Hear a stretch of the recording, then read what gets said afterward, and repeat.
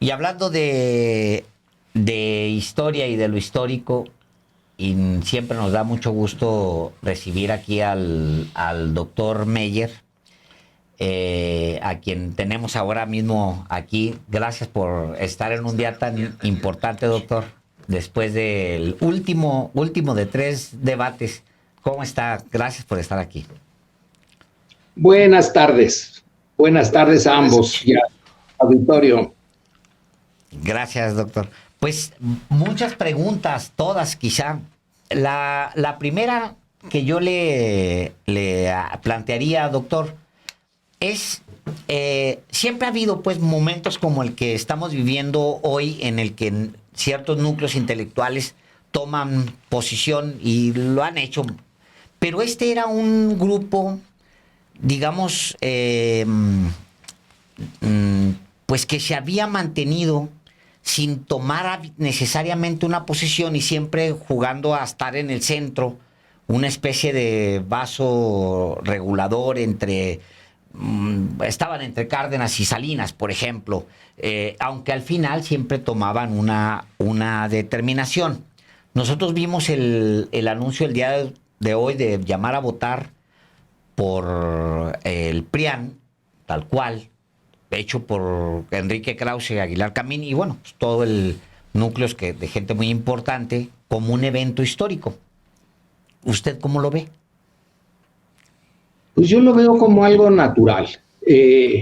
Ya no quedaba otra salida que esa, ya nos acercamos a la elección, entonces la posición que habían tomado desde hace años eh, se fue haciendo cada vez más clara porque el tiempo se hace cada vez más corto. Entonces, en este momento ya decidieron hacer este manifiesto que es un tanto raro. Ellos hablan y aquí Xochitl también dijo que la izquierda, el observadorismo es maniqueo, pero vaya que si el maniqueísmo está en este documento, o son ellos o es el autoritarismo. Es un discurso que ya se viene usando desde hace tiempo y que, bueno, ahora simplemente se concreta en este manifiesto. Yo no sé qué tanto vaya a tener efecto eh, en una parte sustantiva de los mexicanos que no tienen ni idea de quiénes somos, y ahí sí me incluyo, de quiénes somos los académicos en este país. Es un mundo muy pequeñito el nuestro.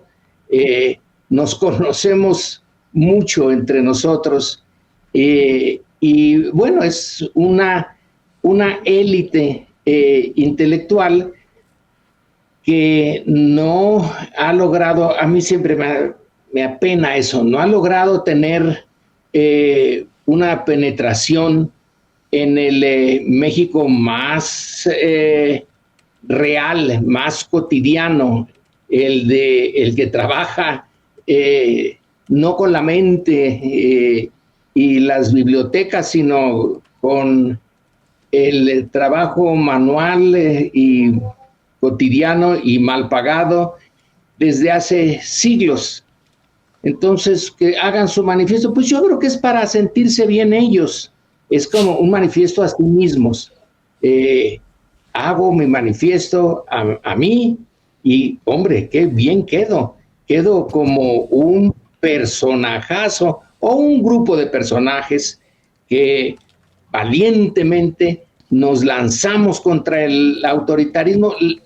No se lanzaron en otra época, algunos de ellos que bien se manejaron con Salinas, algunos abiertamente, otros de manera un poco más disfrazada, pero vivieron bien a la sombra del autoritarismo, sobre todo del autoritarismo neoliberal.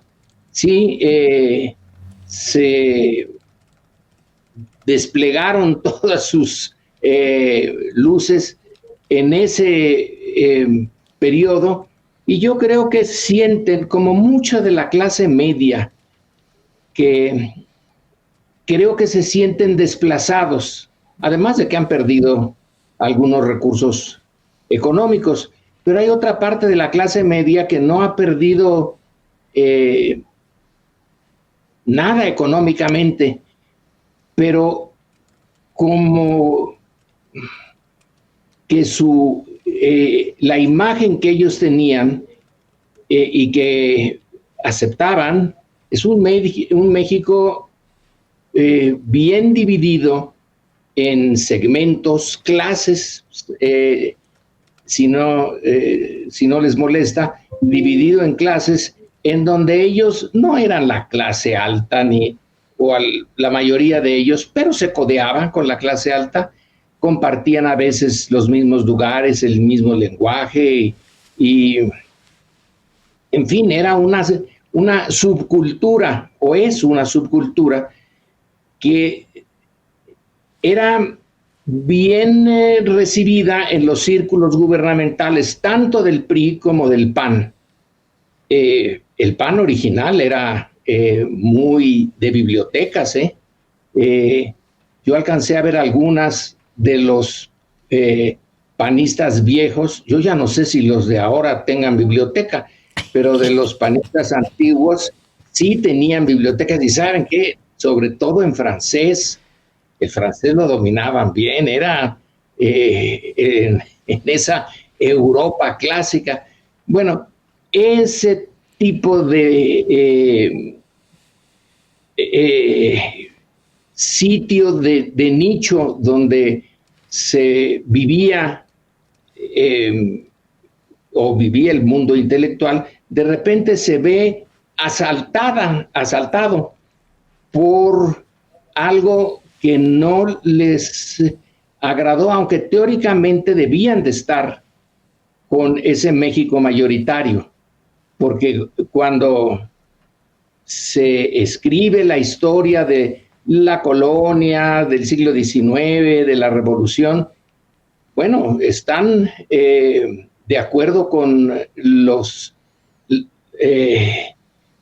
políticos que transforman a México. Está bien, pero que no lo transformen al México de ellos. Eso sí ya es comprensible que se piense en cómo se deslegitima al porfiriato y ese tipo de oligarquía.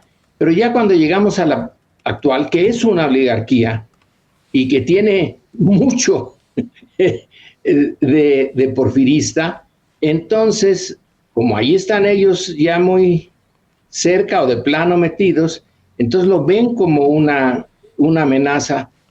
Algunos sí les quitaron algunos puestos administrativos en instituciones públicas, pero en general no han perdido, no están necesitados, no están urgidos de recursos para alimentarse, para vivir. Lo que han perdido es esa imagen de que ellos estaban más cerca de la élite, al menos intelectualmente, y muy lejos del México mayoritario, al que se ve desde lejos, pero no se mezcla. Y con Andrés Manuel llegó alguien que sí se mezcla, que vive en ese México mayoritario, pero que también puede hablarse y citar libros y tener una gran visión de la historia de México y de la historia en general.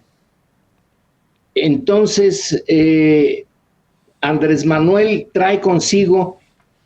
carga consigo a ese México de las clases trabajadoras, de las clases medias, bajas, de las clases populares, y las pone en el discurso y en la política social en un primer plano. Y yo creo que ahí está una de las explicaciones de por qué se sintieron ofendidos, como que alguien entró en la sala en fin, desarrapado, con los zapatos sucios, no sabe bien cómo usar los cubiertos, ni tiene el mismo lenguaje que usan entre ellos. Y eso los ha de haber ofendido, los sigue ofendiendo, y entonces tienen este tipo de reacción. Nosotros estamos en contra del autoritarismo. Pero si la historia de México es una historia autoritaria y el siglo XX es el autoritarismo más exitoso, no solamente de nuestra historia, sino de América Latina. Y no estaban como se presentan ahora. Algunos de ellos sí, más jóvenes, reprocharon el 68, algunos de ellos hicieron crónicas sobre el 71, y poco a poco fueron dejando eso de lado y se volvieron más cercanos al poder. Y ahora, cuando ese poder cambió de contenido y de lenguaje, de discurso, se sintieron muy mal. Y entonces este tipo de documentos, pues yo digo que habla para ellos, porque yo no veo que alguien que maneja un taxi, que está en una oficina, y menos los que están en el campo, ni lo lean ni le entiendan a ese tipo de discurso. Ese no es el discurso que se entiende hacia abajo. Y entonces, ahora, bueno, están hablando para sí mismos. Ahora, doctor Lorenzo Meyer, bienvenido una vez más a Los Periodistas. Se aprecia una evolución de este grupo porque apenas en julio del 2020, preocupados por la deriva autoritaria, según aquel desplegado del 15 de julio del 2020, llaman en aquel momento a que se conforme un bloque de partidos de oposición precisamente contra la deriva autoritaria y para recuperar, decían aquel desplegado, la pluralidad democrática, la división de poderes, todo lo democrático que se llevó el vendaval del 2018. A excepción de José Woldenberg, los firmantes de aquel desplegado de julio del 2020 son los mismos que ahora encabezan este pronunciamiento ya abiertamente a favor de la candidata de la derecha y de los partidos que la postulan. ¿Qué aprecia usted? Me gustaría conocer el diagnóstico que hicieron en aquel momento, el diagnóstico que hoy hacen y los pasos que han dado para, de esta manera, ver si el siguiente paso, en una de esas se afilian al PRI o al PAN. No creo que sobreviva el PRD, pero a lo mejor es el siguiente paso, si es que les alcanza la vida a muchos de los firmantes de este desplegado. Tengo mis dudas de que se afilien a algún partido. Entre otras cosas, no es su manera de vivir estar afiliándose a un partido y obedecer las órdenes que vienen de arriba de las dirigencias partidistas, a las que yo supongo que le tienen poco aprecio. No me imagino que respeten, ya no digamos a Alito, sino a todos los anteriores dirigentes del PRI. Los han de ver también como, bueno, a veces hay que saludarlos y estar en una cena con ellos, pero no son de la calidad de este grupo. es interesante lo de la deriva autoritaria. Yo me imagino que si se lee en un México más, en el México mayoritario, no se ha de entender qué quieren decir con la deriva autoritaria. Es ya un lenguaje para los pocos. Por eso se entienden entre ellos. La deriva autoritaria. No, hay que ver que sí les... el lenguaje sí lo manejan bien. Lo que no manejan del todo bien es la situación general del país, porque México es... La historia política de México es la historia de diferentes tipos de autoritarismo. Lo singular del 2018 es que viene por elecciones en un país donde no hay elecciones con contenido realmente, sino hasta hace muy poco. Y en unas de esas elecciones con contenido hubo fraude. Entonces el 18 es elecciones con contenido, con muy poquito fraude de parte de quienes tenían el poder, pero casi sin fraude. Es algo extraordinario que se llegue por parte de un grupo opositor por esta vía, examinando toda la historia de México. Es algo inédito, inusitado, y es contra eso, contra lo que se manifiestan. No quieren ver el enorme paso que se dio.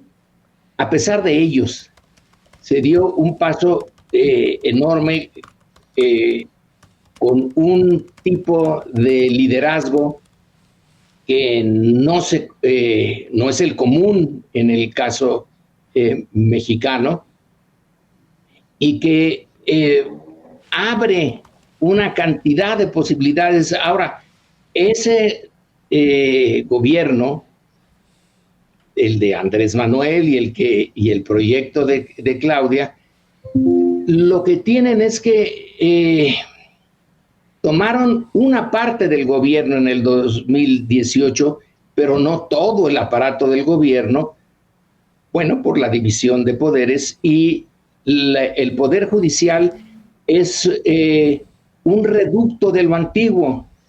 Ahí están, se hizo, ese Poder Judicial se hizo en el antiguo México, y ahora, claro que entiendo que la 4T diga, oigan, hay que desalojar de esos islotes del antiguo régimen a este tipo de personas. La ministra que encabeza la Suprema Corte, según lo que se ha dicho en la prensa por parte de este reportaje de Milenio, calificó a Alito como amigo y aliado. Entonces es un poder judicial que tiene como aliado al partido con mayor historia autoritaria en México. Y en esa cena les dijo a sus colegas la ministra Piña que Alito era amigo y aliado.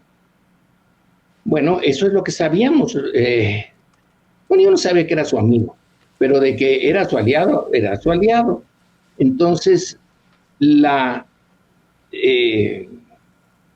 política de confrontación con el Poder Judicial no es porque se quiera volver a una situación de control del gobierno con sus poderes independientes, sino porque nunca se ha salido lo antiguo del sistema judicial. Sí, Morena puede vivir muy fácilmente, y nosotros, dejemos a Morena, nosotros como sociedad ya entrada en la vía democrática, sí necesitamos un poder judicial independiente, pero que no sea el que es en donde arraigó durante tanto tiempo la sumisión al poder ejecutivo. Me parece que ese análisis tan clásico de González Casanova en su libro La democracia en México nos explica muy bien cuál es la naturaleza del poder judicial en el autoritarismo clásico mexicano. De vez en vez, el presidente, para quitarse presiones de los grupos más poderosos, necesitaba que dentro del aparato gubernamental hubiera una institución que echara abajo algunas de las decisiones presidenciales, pero las echaba abajo porque al presidente le interesaba que se echara abajo su propia decisión, pero sin tener que decir que se echó para atrás él, sino decir, es que el Poder Judicial es independiente y mire nada más lo que nos hizo. Nos echó abajo esta medida, pero era para poder seguir funcionando bien en su lógica autoritaria. Lo que queremos, o lo que sería deseable, es un Poder Judicial realmente independiente y no que tenga a Alito como amigo y aliado. Pero, en fin, entiendo, yo creo que todos lo entendemos. Entendemos que el discurso que está en este manifiesto y en otros se debe de leer desmenuzando el lenguaje y confrontándolo con la conducta pasada y con la inevitable lucha entre las fuerzas políticas. Entonces, ¿qué les queda? Pues señalar que, caramba, somos la democracia, nosotros siempre la hemos sido, aunque no parezca, pero somos la democracia y la vamos a defender ahora a capa y espada, porque no les queda otra. No los cobijó el López Obradorismo. Quizá López Obrador se le pasó la mano a la hora de, en su discurso cotidiano en las mañaneras, mostrarse muy molesto, condescendiente, alejado del mundo académico. Y eso, pues sí, ofendió. A lo mejor pudo haber tenido una actitud más suave y que el CONACYT no anduviera tratando de meter a la cárcel a algunos de los antiguos miembros de esa institución. Sí, fue rudeza innecesaria a lo mejor, pero a la larga resultaba inevitable. Es un grupo que nació, creció, medró a la sombra del antiguo régimen. Y en el nuevo, no se hallan. Pues, aún así, no han perdido realmente, pues, poder económico, digamos. Tienen redes, respaldo por todos lados. Yo ahorita que veía el video donde está Roger Bartra con Xóchitl Gálvez. Xóchitl Gálvez, para empezar, ella no debe saber ni quién es Roger Bartra. No. No. O sea, eso de la jaula y el regreso a la jaula. O sea, ¿quién es ese personaje? ¿Por qué habla tan raro? No ha de saber nada de él, de Roger Bartra.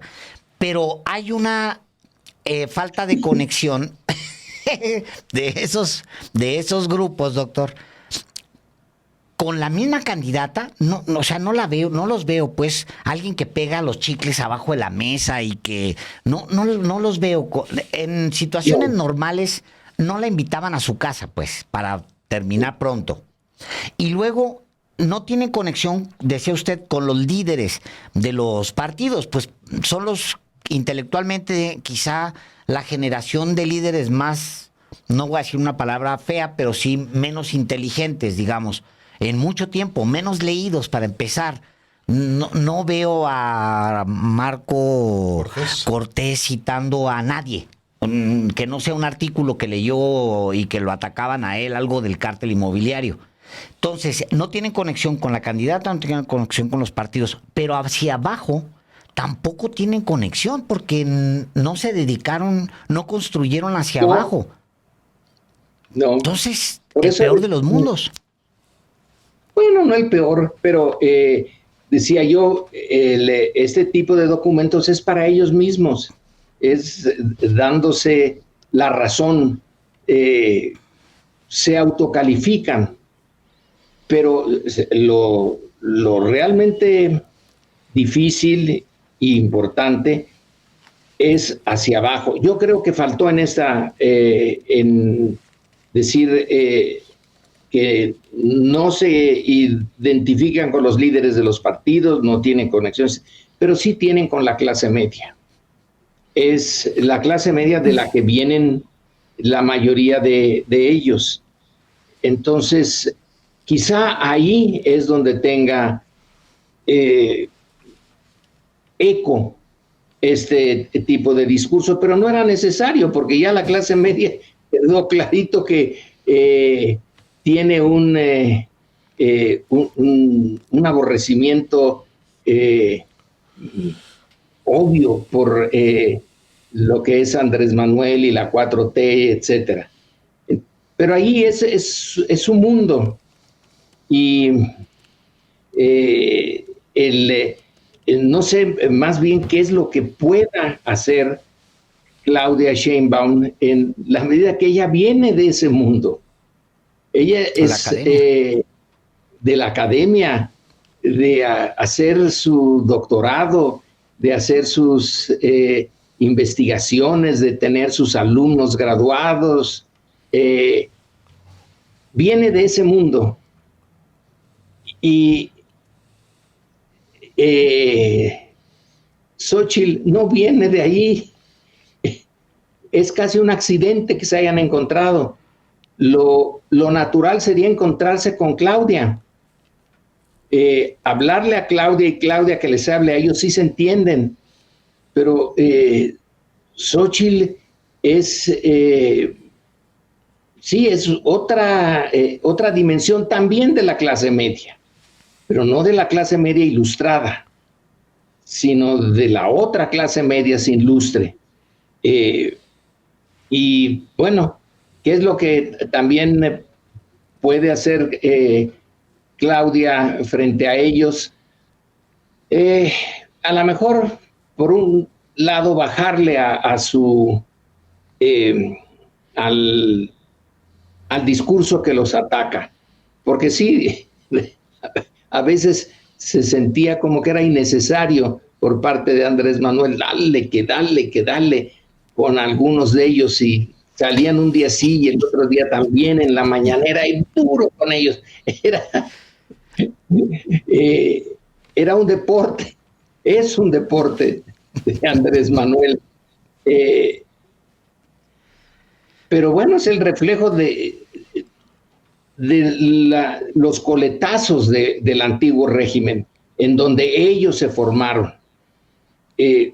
Donde puedo decir que hasta yo me formé en ese antiguo régimen.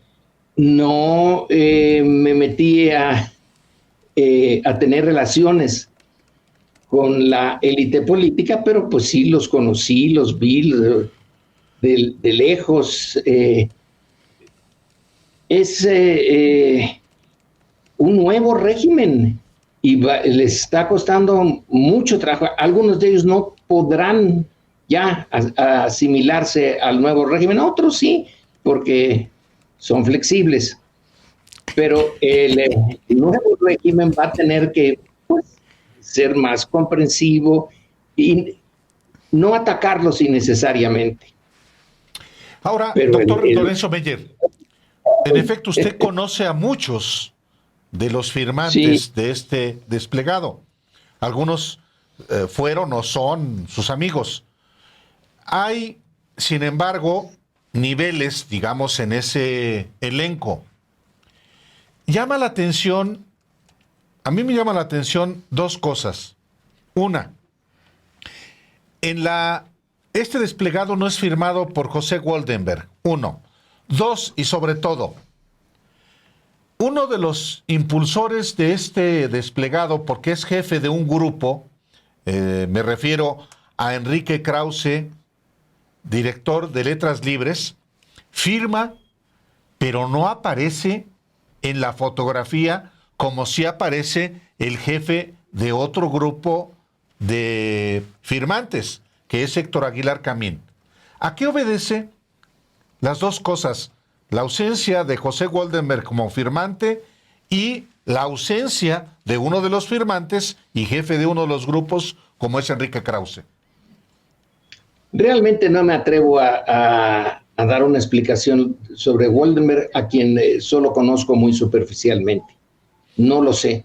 Puede ser desde que no lo hayan encontrado y a lo mejor no firmó porque no estaba disponible, y cuando se hace estos desplegados es cosa de un día o 2 días que se junten. Alguien puede estar fuera del país o algo por el estilo. No sé. Ahora, lo de Enrique y Héctor, Enrique siempre ha sido más discreto en su relación con la cúpula política.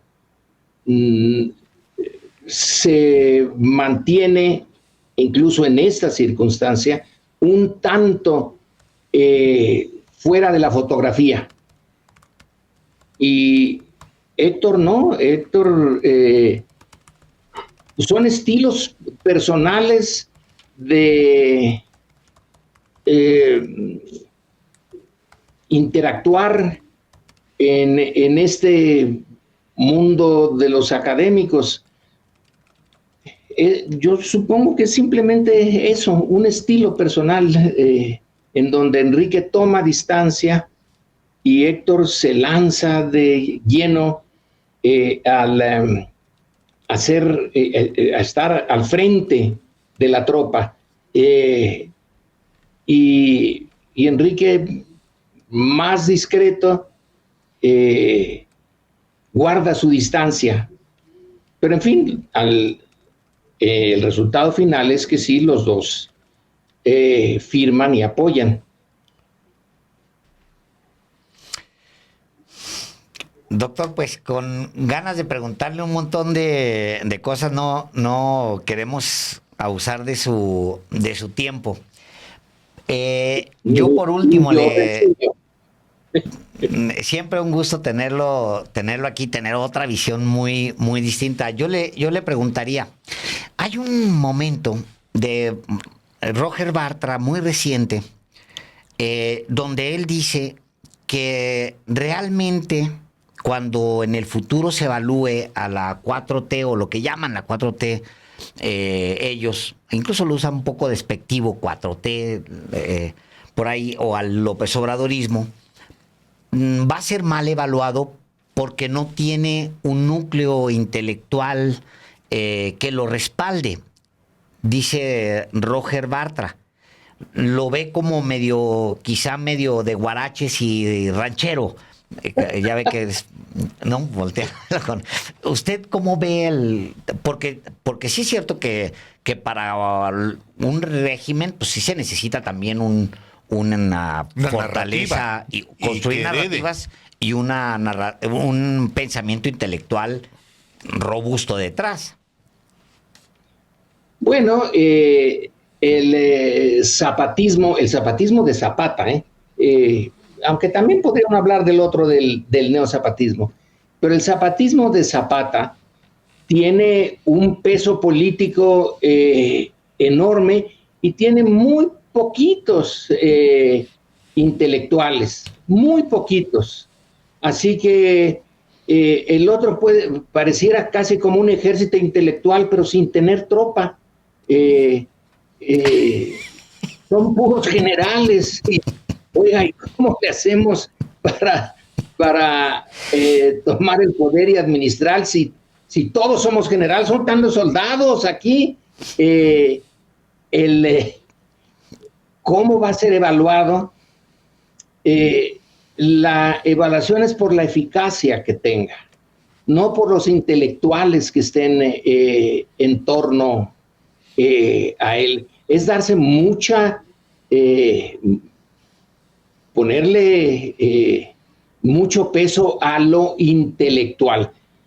¿Qué van a decir las futuras generaciones si ven esto? Miren, aquí estaban los intelectuales de peso, el 90%, y no tenía nada. Bueno, tenían la mayoría de los votos, pero, hombre, son cosas de calidad. Una cosa es la cantidad y otra cosa es la calidad. Eso es lo que tiene ese argumento. Así que yo no me preocuparía por lo que el futuro vaya a decir de que no tienen un núcleo intelectual, y sí lo tienen, y lo irán construyendo, porque después de todo, incluyendo el zapatismo original, tuvo su núcleo intelectual. No eran muchos, eso es cierto, y es que era muy difícil ser parte del grupo intelectual zapatista en las condiciones en que vivieron los zapatistas y lo que sufrieron. Pero por ideas no les faltaban. Hay un trabajo de un egresado del colegio, Felipe Ávila, que muestra con mucha enjundia el proyecto de nación que tenía el zapatismo, su proyecto de constitución, que era realmente, a mí me llama la atención. No querían presidencialismo, no iba a estar en la presidencia el poder, iba a estar iba a quedar en el Congreso, en los representantes directos de las comunidades. Probablemente uno de los errores históricos que se cometieron en América Latina es haber copiado el sistema presidencialista de Estados Unidos, cuando el parlamentario hubiera sido mejor. Eso lo ha discutido, por ejemplo, lo discutió un buen académico español que trabajó el tema del autoritarismo, Juan Linz.